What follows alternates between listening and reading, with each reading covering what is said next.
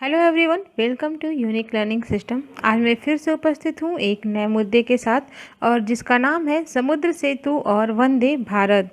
यह वीडियो आप अंत तक जरूर देखें क्योंकि हमने इसमें बहुत सारे महत्वपूर्ण तथ्यों को संग्रहित किया है, जिससे कि हम उम्मीद करते हैं कि आने वाले बहुत सारे एग्जाम में आपके लिए मददगार साबित होंगे। तो चलिए शुरू करते हैं आज का हम अपना मुद्दा और जानते हैं इससे जुड़ी हुई सारी बातें। जानते हैं कि समुद्र सेतु क्या है और आखिर क्यों है ये सुर्खियों में। कोरोना वायरस की लड़ाई में आरोग्य सेतु के बाद अब समुद्र सेतु का सहारा लिया जा रहा है, लेकिन यह कोई ऐप नहीं बल्कि भारतीय नौसेना द्वारा लॉन्च किया गया एक खास ऑपरेशन है। समुद्र सेतु का अर्थ है समुद्री पुल जो विदेश में फंसे भारतीय नागरिकों को स्वदेश वापस लाएगी।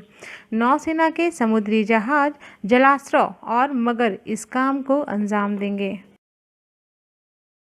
समुद्र सेतु मिशन जानने के बाद अब हम देखते हैं कि वंदे भारत मिशन क्या है और आखिर यह क्यों है सुर्खियों में। भारत सरकार विदेशों में फंसे भारतीय नागरिकों के लिए विशेष विमान सेवा शुरू की है ताकि नागरिक सुरक्षित और सकुशल भारत वापस लाए जाएं। 1990 के कुवैत मिशन के बाद यह दूसरा सबसे बड़ा मिशन होगा जो भारत वायुसेना के द्वारा अंजाम दिया जा रहा है। विदेशों से भारतीयों को एयरलिफ्ट कराने की इस मिशन को वंदे भारत मिशन नाम दिया गया। हम देखते हैं इन दोनों मिशन से जुड़ी हुई कुछ प्रमुख बिंदुओं को। ये दोनों अभियान अगले 7 दिनों तक चलाए जाएंगे। इस अभियान के पहले दिन 10 देशों से कुल 2300 लोगों को निकालने का प्लान बनाया गया है और 7 दिन में कुल 14,800 लोगों को निकाला जाएगा। लगभग 15,000 लोगों को निकाला जाएगा। इन दोनों ऑपरेशन के तहत सरकार केवल एक सुविधा प्रदाता के रूप में काम करेगी, क्योंकि वापस आने वाले व्यक्ति को परिवहन और आवास के लिए भुगतान करना होगा।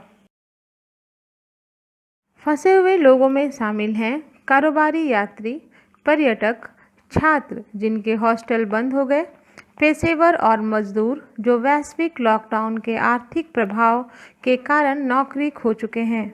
सरकार की ओर से दी गई जानकारी के मुताबिक अलग अलग देशों से आने वाले यात्रियों को 12,000 रुपये से लेकर 1 लाख रुपए तक का किराया देना होगा।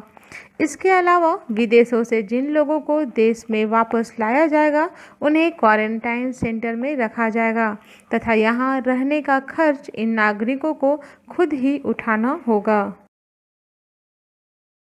इससे जुड़ी हुई कुछ चिंताएं हैं, देखते हैं उन चिंताओं को। लौटने वाले सभी लोग यात्रा की व्यवस्था और आवास की लागत वहन स्वयं करेंगे। इस व्यवस्था के तहत उन आर्थिक रूप से कमजोर लोगों का क्या होगा जो अपनी यात्रा के लिए भुगतान नहीं कर सकते हैं? क्या उन्हें वायरस के अधीन लंबी बेरोजगारी की बुरी स्थिति के लिए छोड़ दिया जाएगा? इस मिशन में उन अनिवार्य मानदंडों को सुनिश्चित करने में परेशानी का सामना करना पड़ेगा जिनके माध्यम से वापस आने वाले लोग योग्य और प्राथमिकता वाले लोगों का चयन किया जाना है।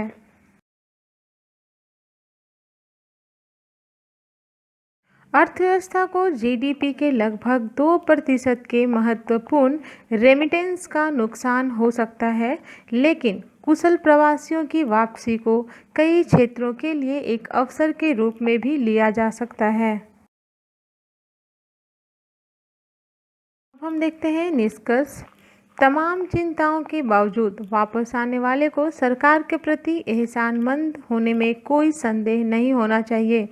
भारतीय राजनयिकों ने उन्हें सूचना प्राप्त करने, भोजन उपलब्ध कराने और आश्रय प्राप्त करने में उनकी मदद की है।